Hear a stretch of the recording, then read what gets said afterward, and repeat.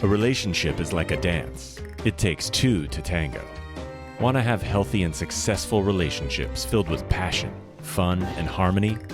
Hi, and welcome to the Two to Tango Show with Linda Sutton, a podcast that explores how we can improve your relationships with God, yourself, your intimate partners, and the community. Tune in and learn actionable insights and tips you can use to improve your relationships. The battle of the sexes ends here. Join Linda Sutton today and take your relationships to a whole new level while having fun every step of the way. Welcome to the Two to Tango Show, where our role and our goal is to help you with all of your relationships.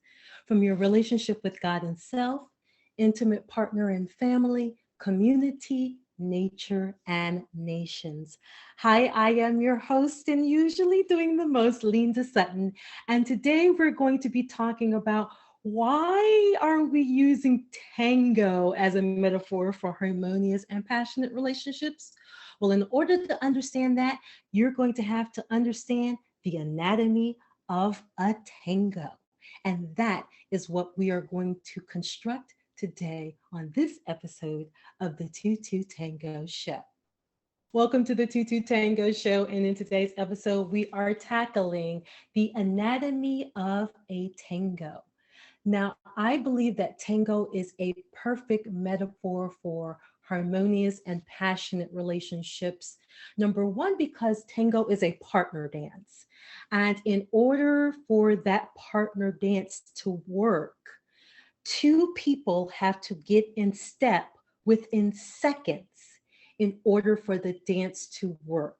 So in this partner dance, once the couple, the two individuals within the dance, initiates the dance, if they don't get in step and in sync and on the same page and on the same footing within the first few seconds of the dance, then shortly thereafter, they're going to be stumbling. It's going to be awkward. They're going to be bumping into each other. They're going to be stepping on each other's toes. And let me tell you, that is just like a train wreck waiting to happen. And you can watch it happening on the floor. However, if the two individuals within the couple in a partner dance get in sync and get in step quickly, then it sets the stage for the unfoldment of a graceful, beautiful, and magical experience for the both of them. And so to me, partner dance and specifically tango is a perfect metaphor for creating a harmonious dance in a relationship. Now, another critical thing to pay attention about in terms of why I say tango is just the perfect metaphor for a harmonious and passionate relationship or interaction of any kind is that it involves a great deal of nonverbal communication.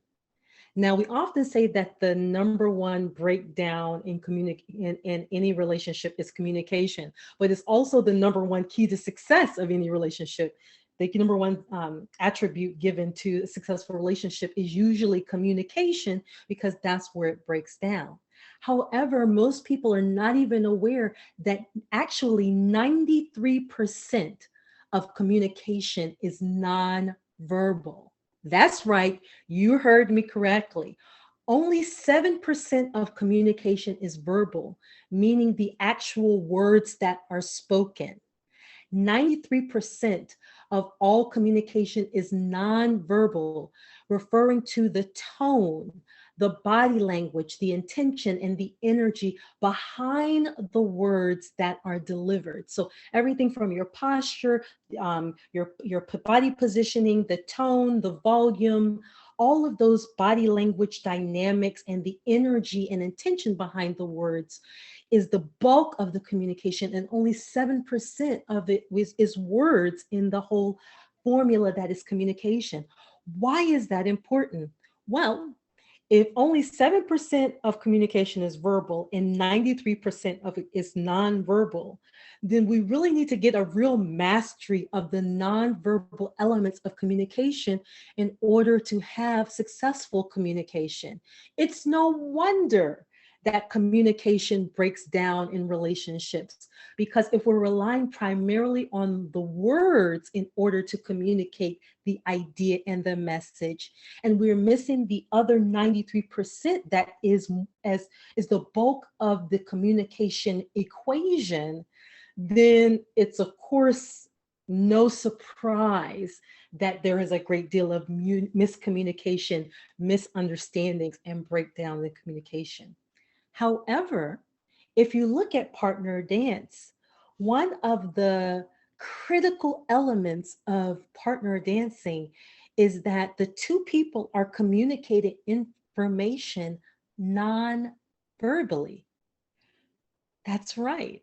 If you think about it, if you've never thought about it before, most of the time when a partner dance is occurring, unless it's like in a classroom setting, the two people are not whispering in each other's ear. All right, move your left foot. Okay, move your right foot. Okay, step back. Okay, step together. Okay, what when you're getting your instruction, yes, but when it's time to be social and just dance, all that communication verbally ceases.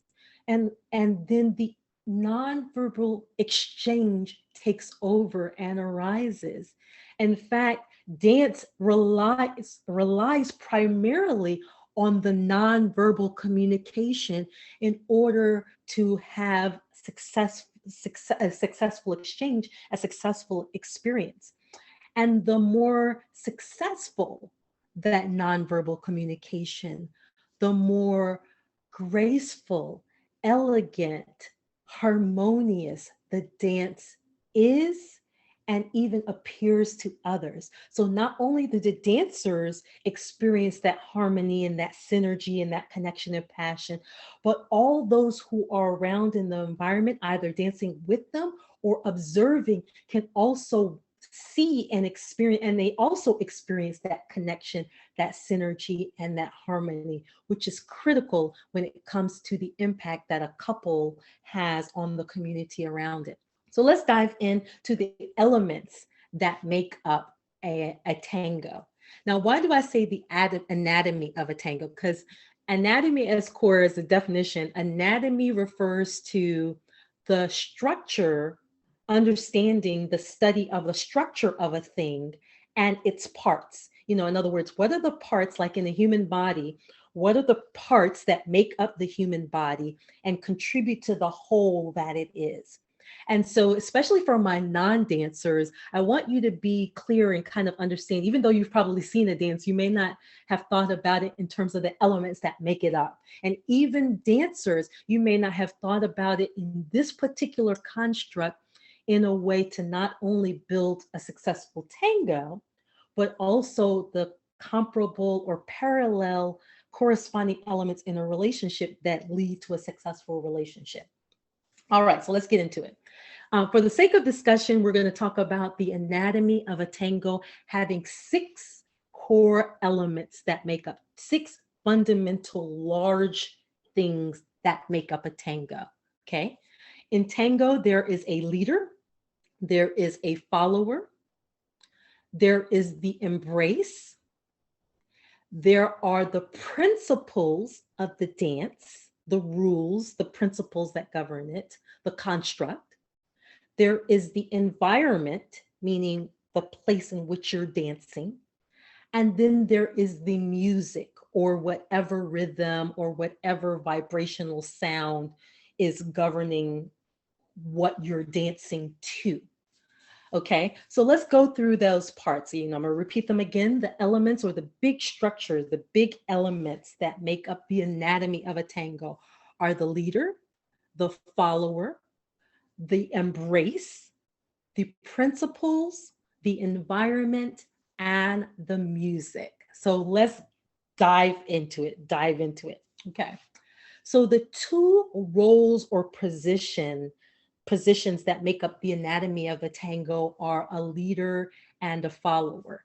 And I know in current Western culture, the undercurrent of gender roles that usually arise when people think of leader and follow can be very, very triggering to people. And I'm just going to acknowledge that up front. And I will definitely, in subsequent episodes, I'm going to deal with those head on in terms of the kind of the things that gender roles trigger in the ideas of leader and follower, especially the follower, and the follower, which is the role that is attributed to the woman or the lady in the dance, and is attributed to the feminine energy. I know in this current Western culture and construct, societal culture, that can be very triggering, but we're going to come back to that. But there is a leader and a follower in the dance. And these are the two positions and roles in the dance. They are very distinctive roles. They are very clear roles, and they have different functions in the dance. They also represent two different positions. The dance moves in a counterclockwise fashion on the floor. So not only does the leader and the follower represent two different roles, but they also represent the position that is the primary position or the predominant position of the person in the couple in the dance. What do I mean? If the dance is moving counterclockwise, and you can see if you look at the video, if you're looking in the video, you'll see my finger kind of drawing a counterclockwise fashion on the clock. So if you're looking in the clock, rather than going 1, 2, 3, 4, 5, 6, 7, 8, 9, 10, 11, 12, we're talking about going backwards. We're talking about moving from the 12 position to the 11 position, 10, 9, 8, 7, 6, 5, 4, 3, 2, 1, back to the 12th position. So counterclockwise. The position of the leader is to be facing in the direction of traffic, and the position of the follower is to face away from the direction of the traffic. So the leader is leading in the flow of traffic, which is counterclockwise, and the follower has their back to the traffic. So it's important to understand that, because that will give us a lot of insight about roles and responsibilities in the dance. Now, even though we're talking about leader and follower, primarily I will talk about leader and follower in the role of man and woman, or gentleman and lady, because in traditional dance roles and traditional roles, the man takes on the role of the leader and the woman takes on the role of the follower. But even more importantly, those roles actually represent two different energies. And those two energies actually correspond to energies that occur in nature, that occur in the universe, that occur in the cosmos. And the most clear definition of that we often refer to in Western culture is the idea of yin and yang. Now, yin and yang are not Western constructs. They're actually elements from the Chinese philosophy of Taoism, and they reflect the kind of the two energies that occur in nature, in the universe. And those two energies are the masculine and the feminine energy. So the masculine energy and the feminine energy, masculine being yang, feminine being yin, those two elements are in the universe. And those two elements are opposite forces or opposite energies, but they are equal, complementary, and interdependent. Okay, so yin and yang, masculine and feminine energies in the Taoism philosophical structure are equal, complementary, and interdependent. Now, why do I use that particular construct to help us to better understand the role of leader and follower and man and woman in the dance? Because it is a physical expression of what that is, what yin and yang is, masculine and feminine, man and woman. The leader and the follower, the man and the woman in this interaction, in this relationship, have equal roles, okay? They're opposite roles, but they are equal, they are complementary, and they are interdependent. It is very important for us to understand that those two roles and those two positions, though they're opposite, they are equal in value. They are equal in purpose, and they are equal in function. Why do I emphasize that? Uh, One of the reasons is because in our current societal structure, we tend to sometimes perceive masculine and feminine roles in a hierarchical nature. But actually, that is not the case. And Tango really helps us to understand that. Why do I say that? In Tango, there is no leader if there is no follower. You cannot be a leader if you have no followers. Okay. So a leader only exists when there is a follower who is willing to lend their energy or their power or yield to the leadership energy. Okay. So those two roles are interdependent. If there is no follower who is willing to yield to the energy of what we call leading, then there is no leader. So there's an interdependence there. Equally, if there is not someone to receive, if there is not a receiving of an energy, then there is no following. So that's why I say they are equal, because they both have to both exist at the same time simultaneously for the other to exist, but they're also complementary and they are interdependent, meaning they work together in concert with one another to make the whole. What makes a partner dance is the partner. What makes a tango and not a two step or a cha cha slide is the fact that you have a partner. So, by nature, a tango requires both people in their roles operating in their functions for the tango to function and operate. Okay, so I just wanted to take that on. Number one is leader. Number two is follower. Number three, the third element that makes up a tango is the embrace. The embrace I like to call the glue, or the thing that connects or solidifies the connection. So you have this masculine and feminine energy, you have this leader and this follower in these two roles. But what makes them come together and work in concert is this thing called the embrace. So the embrace is the structure that connects. Okay. When the two parties are not in the embrace, the tango doesn't happen. There is no tango. There is no construct for the principles to work in. Okay, so that embrace must be there. There's something that connects them. There's something that binds them, and that is what makes up the tango. Okay, so that is important for it to be there. Without that thing that binds them and keeps them bound, there is no tango. When that embrace breaks apart, then you just have two individuals. You don't have a tango. You don't have a partnership, okay, in the construct of tango. Number four is the principles. So now that you have the leader and the follower, and they're connected and they come together into the embrace, the principles are the elements, the structures, the rules that govern how that dynamic works. So how the masculine and feminine energy, how the leader and follower roles, how those dynamics interact with one another in order to create successful movement, a successful dance. Okay, so the principles are the rules that govern the roles. So the principles are the rules that govern the roles in the dance.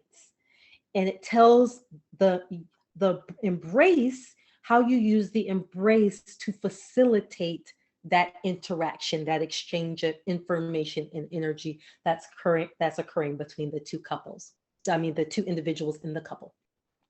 Number five, you have the environment. So you have the leader, you have the follower, they're connected by the embrace, and there's these principles or rules that govern how they interact with one another. Now, all of this occurs within the realm of an environment. The tango is on a dance floor. And so the couple, the individuals are on a dance floor. But the environment does not just consist of the dance floor. The environment also consists of other dancers and other couples that are in the room as well. It may also include furniture in the room. So the entire setting where this couple is navigating or moving through is the environment that is the other element of the anatomy that makes up of a tango. So if this couple is not moving through space and time, then you don't have a tango. Now you may have some other type of dance, you may have something else going on. They say that tango is the vertical expression of a horizontal desire. So, but as a general rule, this environment, this counterclockwise movement is a characteristic or element that makes up the anatomy of the dance. This navigation is a critical element that makes up the structure of the dance. There are other partner dances that are more channel in nature, where the couple just moves in a channel, just back and forth. But the fact that the couple moves in a circular fashion or a counter circular fashion in tango is a key element that makes it distinctive from other interactions. And then the final and sixth element is the music. And the music is the sound, the vibration, the song that sets the rhythm and the pace for how the couple moves, as well as how all of the couples move in the space. Okay, so the music not only sets the rhythm and the pace, but it also provides guidance and direction to the couple on the mood and the feel and the intensity of their interaction. Not only that, but it also sets a pace and rhythm that governs or provides instruction for all of the couples on the floor. So the couple that is dancing is not operating in a vacuum unless they're on a stage. They're not operating by themselves. They are not an island unto themselves. They are a part of a whole of couples and other units that are moving on the floor that they need to move in concert with and navigate with. Sometimes around, but they have to navigate with, because they're all sharing a floor and they're all sharing a space together. So that is the sixth element. Now, some people might say, why didn't I talk about steps or figures, as an element of tango? And this is one of the distinctions between how I teach and how I share and help other people to understand tango and many other instructors. And it's kind of one of the secret elements, the secret sauce. And since we're talking about Chinese philosophy and Taoism, is one of the ancient Chinese secrets, I like to call it here in this dance, which is that the steps and the figures, so the combination of steps, the steps make up, when you put them in combinations, they're what we call in tango figures. So when you take a whole bunch of steps and you put them together in a sequence, you either get figures, and if you practice those figures over and over again, you get choreography. Okay, but the steps or the figures are just outcomes. Okay, they're outcomes of principles that have been applied correctly. All right, so this is really important. The fundamental structure is the principles, how the couple moves in concert with one another. When they do that correctly, then the outcome that you see is the steps and the figures and the choreography. That is after the fact. That is the beauty that everyone gets to bear witness to. That's the beauty that everyone gets to see and get excited about and ooh and ah over. However, if the couple does not properly and successfully execute the principles that govern their interaction, you don't see steps and figures and choreography that excite you, just kind of make you ooh and ah, and give you something that you even want to replicate. Okay, so that is why I refer to principles as opposed to steps and figures in this dance. Okay, so now that we've talked about the anatomy of a tango, we've got the six core big elements and chunks. The leader, the follower, the embrace, the principles, the environment, and the music. How How does this have anything to do with relationships? Why does this have anything to do with relationships? Well, because each one of those elements actually has a corresponding equivalent in relationships. And we're going to go through those quickly right now, just so that you have a framework, and that will give you an insight on kind of the basic things that you need to understand. So as we go into a deep dive on each one of these elements, so that you can master them and master the insights and the secrets that are in plain view sometimes in terms of how to have a successful relationship, a successful interaction, and a successful dance of romance in your intimate relationship, and therefore also a successful interaction with others in more interpersonal and professional environments. Okay, so the leader and the follower, those are the two positions and roles. In a traditional relationship, it's the husband and wife, and the husband and wife are usually characterized by man and woman. I know that there's different social and cultural structures in terms of what makes up a family unit now today.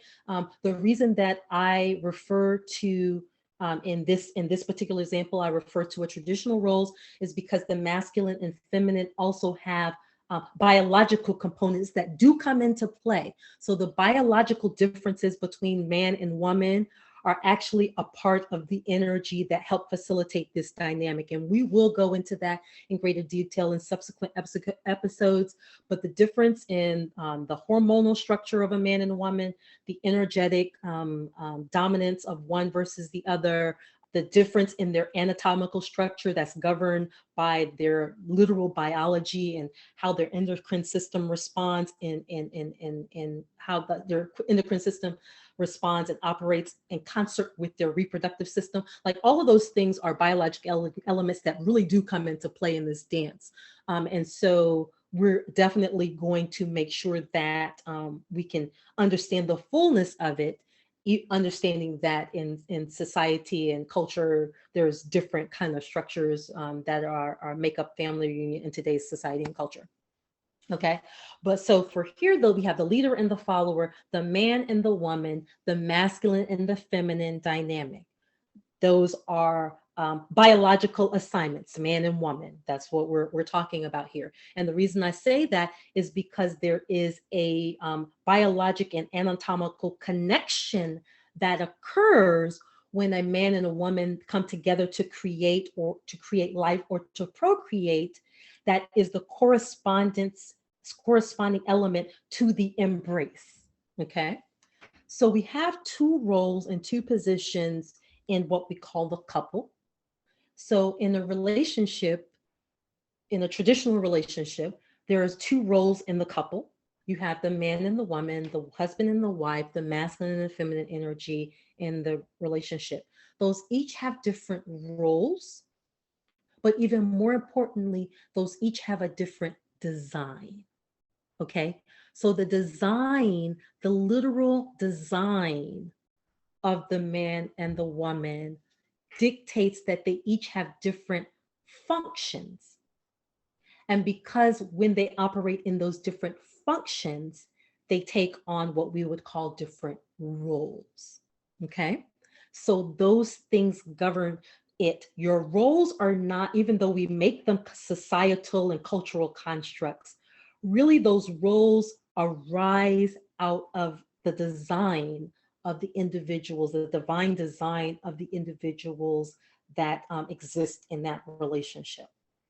The third thing is the embrace corresponds with, and what we would talk in a sexual capacity, the things that connect and binds. Physically, the thing that connects and binds is the biological organs that are used in the reproductive process to procreate life. From a cultural and societal construct, the embrace is the commitment that the two individuals make that connects them so that the principles can operate in their interaction.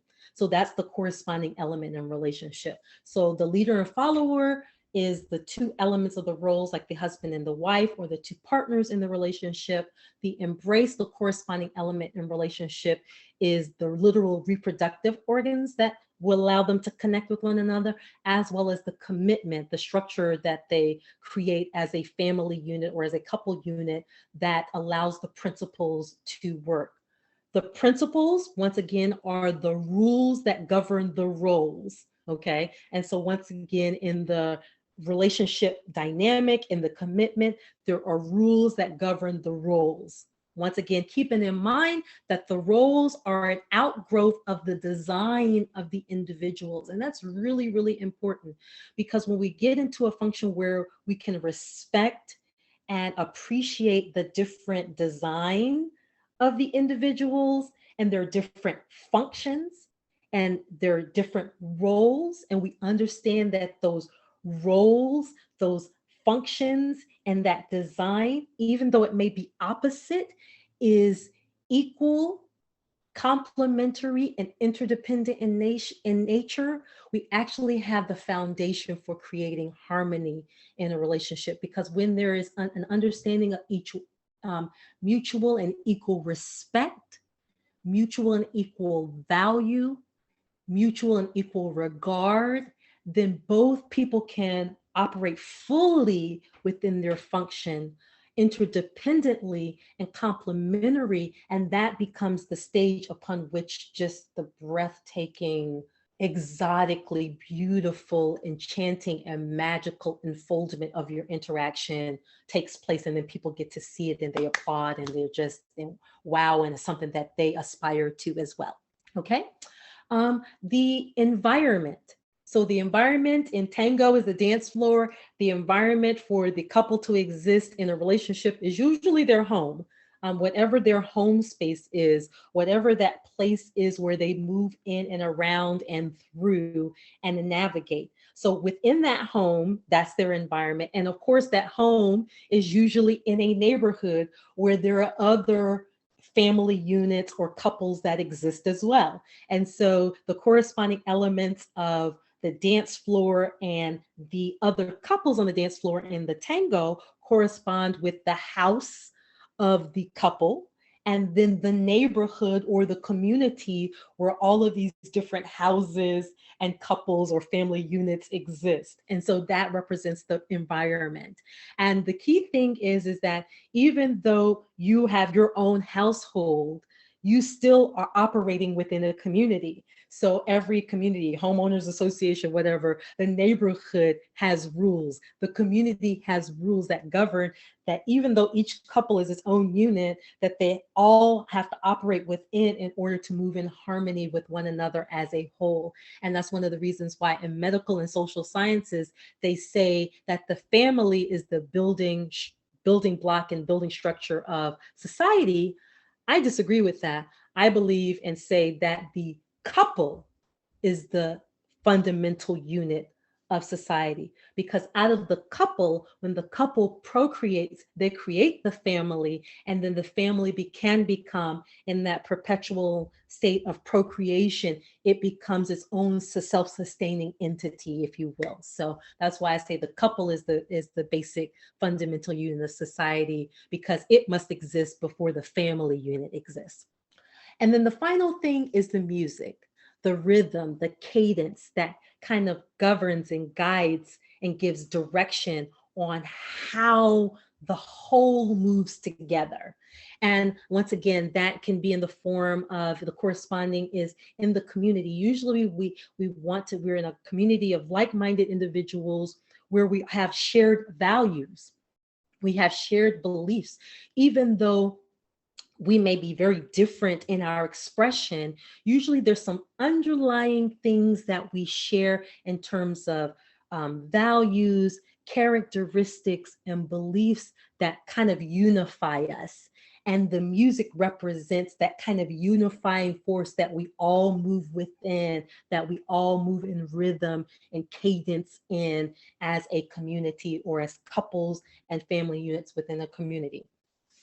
So once we start to understand those elements, as we start to dissect and dive into in greater detail these different elements of the anatomy of a tango and understand the dance and play around with the dance, we'll have a more experiential understanding of the secrets that will show up in the dance as we play with these different exercises and these ideas and insights and apply them both on and off the dance floor. Feel free to take any of these elements, even if you're not a non-dancer, to take any of these elements into your living room, into your extra den or dining room or any place where you have some space, and play around with those ideas with your partner and with the other people in your life to just kind of uncover the ideas and the concepts. And once you actually experience some of them physically, the aha moments that you will have will be mind-blowing and transformational. So as you can see, we've been talking about the anatomy of the tango. This is like Tango 101, tango fundamentals here on the 22 Tango Show that will give you the insight, the kind of the basic elements and understanding that you need to understand as we navigate this dance of romance, the dance of all of the relationship in your lives. And make sure, if you want to kind of look at it in greater detail and kind of really sit with some of these concepts, be sure to go to the blog post to see the video and to see the other elements that are there to give you kind of a more concrete understanding of these different elements that make up the anatomy of a tango. So make sure you go check out that on www.the22, that's the number 2 and the number 2 back to back, the22tangoshow.com. Hi, I'm your host, Linda Sutton. And as we always say on the 22 Tango Show, it not only takes 2 to tango, but absolutely it takes you to tango. Ciao.